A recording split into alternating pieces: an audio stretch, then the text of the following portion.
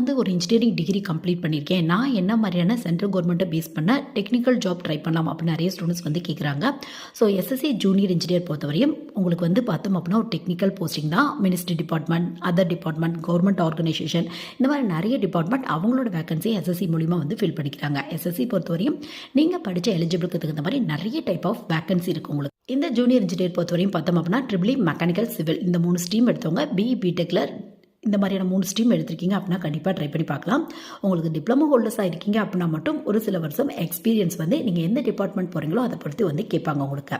இதை பற்றி full detail இன்டெப்த்தாக தெரிஞ்சுக்கணும். எக்ஸாம் பேட்டர்ன் எப்படி இருக்கும், சிலபஸ் எப்படி இருக்கும், எப்படி படிக்கலாம், இந்த மாதிரி ஃபுல் டீட்டெயில் வேணும் அப்படின்னா நம்ம சேனலில் வீடியோ அவைலபிளாக இருக்குது. வேணும் அப்படின்னா வந்து செக் பண்ணி பார்த்துக்குங்க. பட் இந்த 3 ஸ்ட்ரீம் எடுத்தவங்க மட்டும்தான் எஸ்எஸ்சியில் வர ஜூனியர் இன்ஜினியர் எக்ஸாமுக்கு வந்து ட்ரை பண்ண முடியும்.